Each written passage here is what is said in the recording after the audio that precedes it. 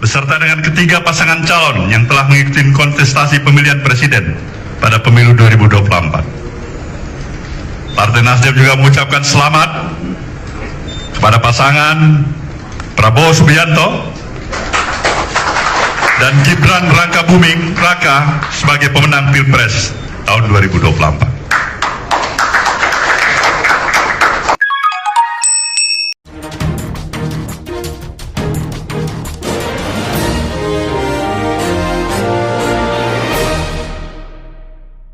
Selamat pagi para netizen dimanapun kita berada, salam inspirasi bagi kita semua. Nasdem atau Pak Surya Paloh memberikan ucapan selamat kepada Prabowo Gibran atas kemenangannya. Tapi ya Pak Surya Paloh tetap, Partai Nasdem bersama Koalisi Perubahan tetap menggaungkan hak angket ya. Tetap dia akan tuntut sengketa di Mahkamah Konstitusi.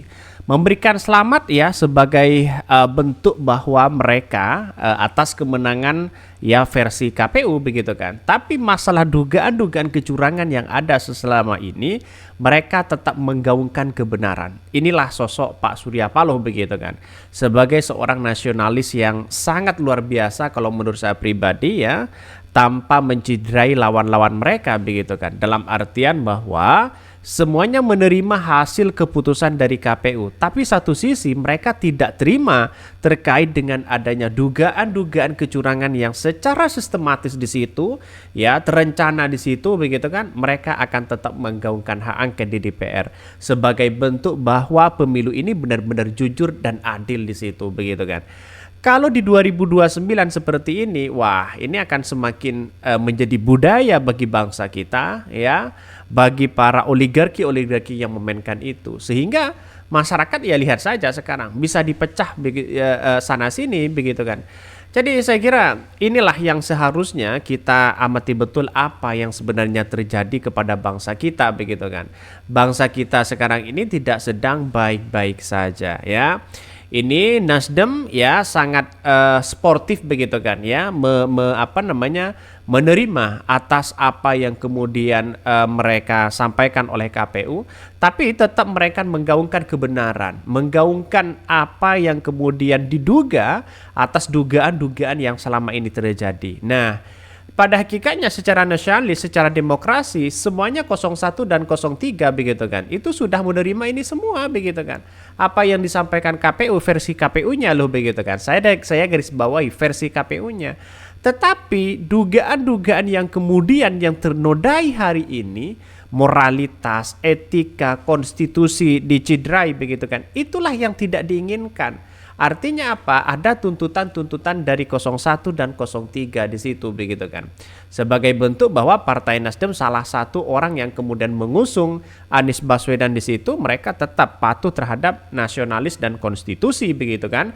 Tapi perlu adanya koreksi juga begitu. Maka dari sinilah hak angket tetap bergulir, semuanya tetap akan digaungkan. Inilah caranya begitu kan ya, Pak Surya Paloh sebagai orang nasionalis berpengalaman dalam berdemokrasi. Saya kira ini langkah apa yang disampaikan Pak Surya Paloh saya kira baik begitu kan ya, karena pada kenyataannya adalah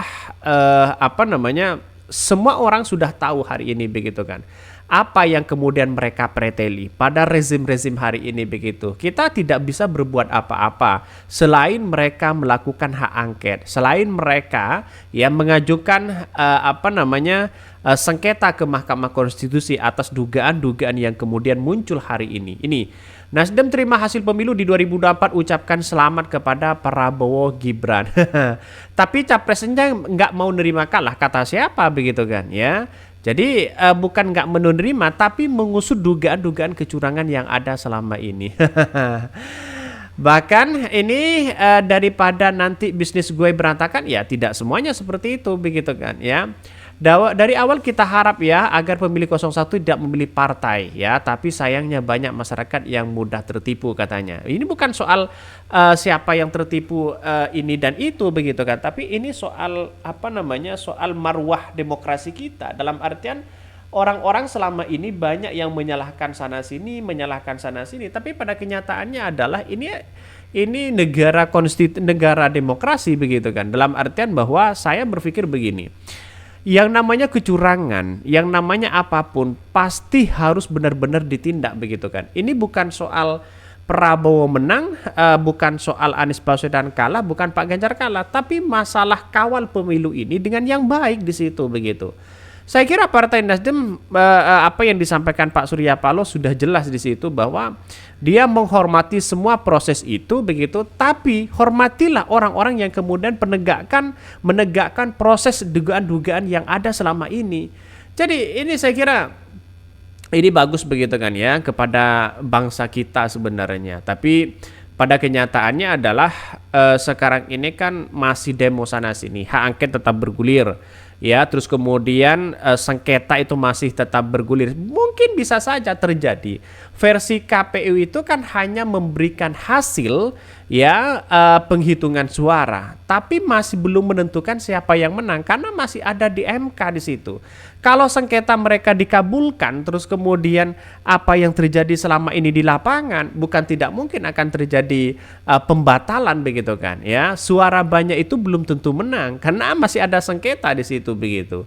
Maka setidaknya saya berasumsi bahwa apa yang kemudian terjadi hari ini ya lihat saja ke depan begitu kan, bagaimana hak angket digulirkan dan sebagainya. Kalau ada dugaan-dugaan kecurangan yang ditemukan bagaimana ya. Ini Nasdem terima hasil pemilu di 2024, ucapkan selamat kepada Prabowo Gibran ya. Partai Nasdem menyatakan menerima hasil pemilu di 2024 yang telah dilaksanakan pada 14 Februari lalu, baik pemilihan presiden maupun pemilihan anggota legislatif. Hal itu disampaikan Ketua Umum Partai Nasdem Surya Paloh di Nasdem Tower ya malam seusai penetapan hasil pemilu di 2024 oleh Komisi Pemilihan Umum atau KPU.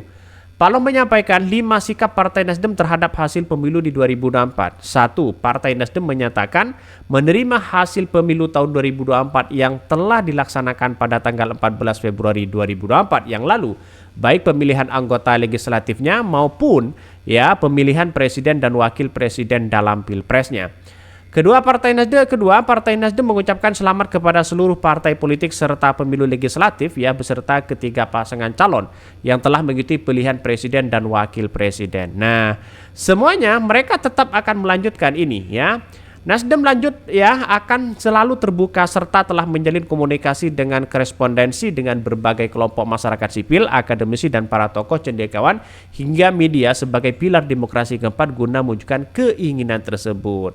Nah, dalam hal ini demokrasi itu bukan soal serta-merta karena mereka adalah menang harus menciptakan demokrasi yang baik, tapi menciptakan demokrasi yang baik itu adalah mulai bagaimana dugaan-dugaan kecurangan yang diungkap kepada publik ya, dugaan-dugaan yang ditemukan ya, maka demokrasi akan lebih baik begitu kan. Jadi saya kira ini bukan marwah soal siapapun yang menang begitu kan, tapi soal dugaan-dugaan yang muncul selama ini, kecurangan misalnya, ini perlu dengan adanya audit forensik kepada KPU apa yang sebenarnya terjadi begitu kan. Ini bukan soal Pak Surya Paloh mengkhianati siapapun, tidak begitu kan. Justru mereka satu sisi memberikan bentuk nasionalismenya begitu kan ya kepada masyarakat Indonesia, satu sisi mereka menggaungkan hak angket ya, kader-kader mereka sudah banyak yang menandatangani hak angket ya, terus kemudian demo besar-besaran di berbagai daerah dan bahkan yang menjadi catatan penting kepada kita adalah sengketa di Mahkamah Konstitusi.